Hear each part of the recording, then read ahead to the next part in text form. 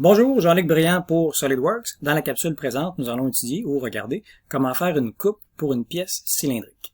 Avant même de faire une mise en plan en vue de coupe pour cette pièce-là, je vais vous montrer un petit outil ici pour une vue de coupe en 3D. Si jamais vous voulez voir à l'intérieur de votre pièce et avoir une vue en coupe, mais version 3D, vous pouvez utiliser le petit icône ici en haut. Et ce n'est pas une opération qui a été ajoutée dans votre arbre de création, c'est seulement du visuel. La pièce, elle est là au complet. Donc, on peut cliquer sur le petit icône ici en haut pour voir en vue de coupe. Si on veut enlever la vue de coupe, on vient tout simplement à recliquer une fois à nouveau sur l'icône et notre pièce redevient intégrale. Donc, on va se créer une mise en plan à partir de la pièce.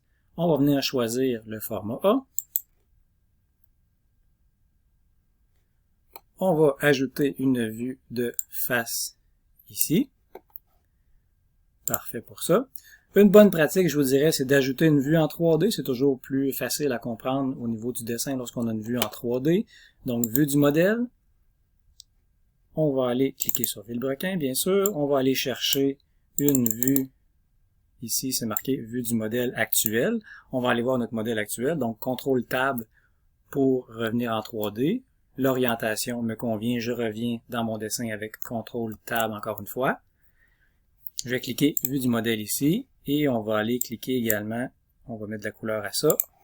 Donc, on a une belle vue en 3D qui a été ajoutée. Comme ça ici. Pour faire ma vue en coupe, je viens cliquer ici sur vue de coupe en haut ici.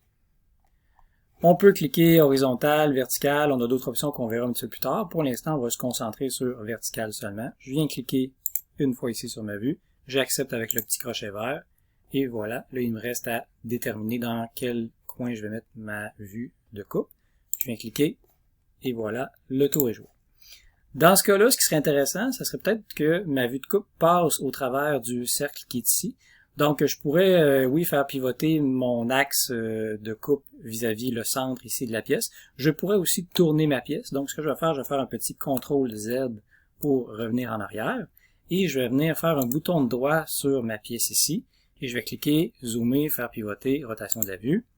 On va la faire tourner de moins 45 degrés. Voilà. Et à partir d'ici, je vais ajouter ma vue de coupe. Comme ça ici. Parfait. Et le tour est joué. Il me resterait présentement ici à peut-être venir ajouter mes lignes de construction sur ma pièce. Mes lignes d'axe finalement. Et donc on peut toujours les allonger comme ça ici. Les allonger là. À gauche, ce serait peut-être intéressant de refaire ces axes-là parce que là présentement ils sont tournés de 45 degrés. Donc tout simplement je les sélectionne. Je les efface. Et je vais en refaire d'autres tout simplement. Axe de centrage, j'en ai un ici et j'en ai un autre en plein centre. Donc j'en ai un autre ici en plein centre. Et voilà, le tour est joué.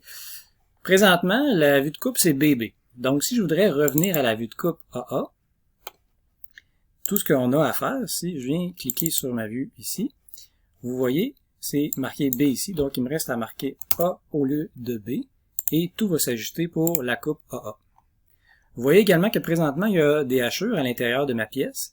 Ces hachures-là, elles sont déterminées présentement par le matériel qui est déjà là, ou s'il n'y en a pas, c'est un hachure de base qui est là.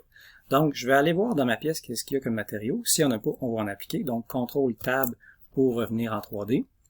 Je vais faire un bouton de droit ici et je vais dire « Éditer le matériau ». Et je vais aller cliquer dans SolidWorks Materials, alliage d'aluminium. On va aller sélectionner un aluminium très standard, le 6061 T6 qui est ici. On va faire appliquer à ça. Présentement, ce que vous voyez là, les surfaces en bleu, pourquoi qu'elles sont restées en bleu, c'est qu'on avait dans le modèle changé la couleur des surfaces. C'est pour ça qu'elles sont restées en bleu tout simplement. C'est pas plus compliqué que ça. On va revenir à CTRL-TAB pour notre pièce. Et vous voyez que les hachures se sont automatiquement ajustées dans notre vue de coupe. Un détail concernant les vues de coupe, je vais faire une copie de la vue actuelle ici. Donc CTRL-C, je viens cliquer CTRL-V. Je vais enlever la vue de coupe qui est présente ici. On va en refaire une autre. Une vue de coupe toujours en plein centre ici. On accepte avec le petit crochet vert. On va cliquer crochet vert encore. On va faire un bouton droit sur cette vue-là et on va aller cliquer sur vue en coupe isométrique.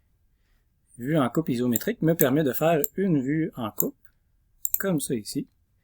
Si jamais ma pièce est complexe et j'aimerais voir une vue de coupe en 3D en haut pour faciliter la compréhension de mon dessin, c'est de cette façon-là qu'on pourrait ajouter une vue en coupe en 3D. La vue de face ici, que j'en ai déjà, je pourrais la déplacer vers la droite en dehors de mon cadre. Par contre, il y a une chose, c'est que ma vue de coupe suit toujours. Donc, pour briser ce lien-là, je fais finalement tout simplement un bouton de droit ici et je vais aller dans l'alignement et je vais casser l'alignement. Donc, ça va me permettre de déplacer ma vue de coupe comme je veux. Je vais la déplacer ici. Je pourrais tasser ça à l'extérieur, ainsi que ça ici. Donc, ma vue de coupe est en place.